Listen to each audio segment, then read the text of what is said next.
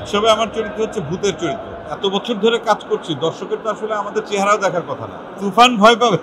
না, না, না, না। আমরা ৩ জন খুব বিখ্যাত ভূত আছি এখানে। অনেক ভালো লাগছে। একটা হচ্ছে মনোগামীর জন্যে মোস্তফা সরোয়ার ফারুকী ভাইয়ের এটা ডিরেকশন ছিল।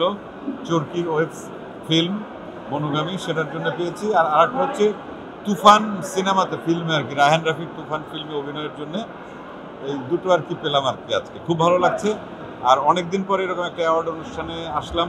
বাইফাকে অনেক অনেক ধন্যবাদ জানাই, কৃতজ্ঞতা জানাই।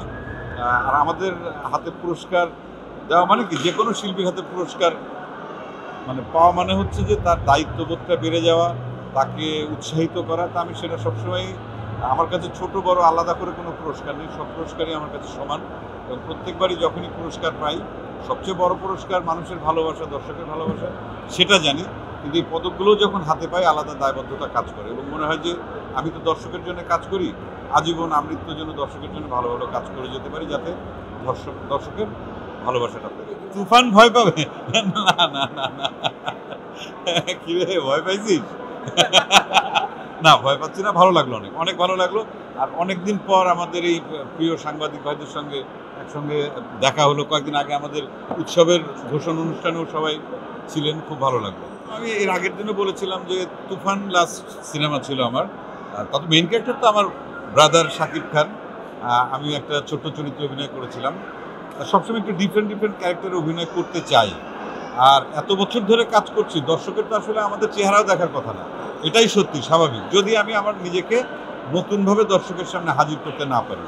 এটা একজন আর্টিস্টের দায়িত্ব, যিনি অভিনয় করেন, প্রত্যেকটা অভিনেত্রীর দায়িত্ব যে নতুন রূপে, নতুন চরিত্রে দর্শকের সামনে নিজেকে হাজির করা। না হলে পরে কেন দেখবে? তা সেই জন্য আমি মাঝে মধ্যে একটু গ্যাপ নেই, নতুন চরিত্রের জন্য প্রস্তুতি নেই।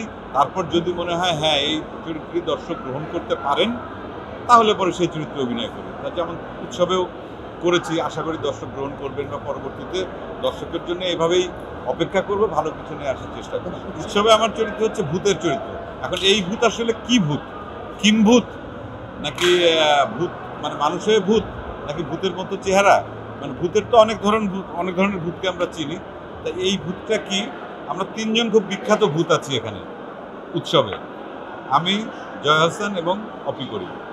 পৃথিবীতে আরও অনেকে অভিনয় করছেন, সিনিয়র অ্যাক্টররা, অ্যাক্ট্রেসরা, জাহিদ ভাই, মিমি আপা, তারিক আনাম খান, আজাদ আবুল কালাম ভাই। এছাড়া জুনিয়রদের মধ্যে আছে সৌম্যজ্যোতি, সাদিয়া আইমান, অনেকে যারা আছে আর কি, সুনেরা। বেশ বড় একটা টিম।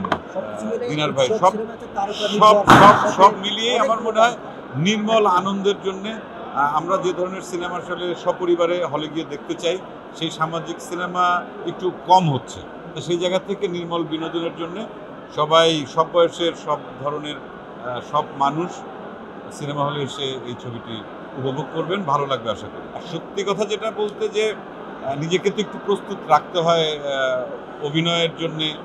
চরিত্র হয়ে যখন আমি দর্শকের সামনে যাব, একটু দেখতে শুনতে ভালো না হলে পরে তো বলতেই তো পারেন যে এত বছর অভিনয় করছে, তারপরে তো বয়স তো ঠিকই বাড়ছে, কিন্তু নতুন নতুন চরিত্র আপনাদের সামনে হাজির হবে, এটাই সবসময় আশা করি।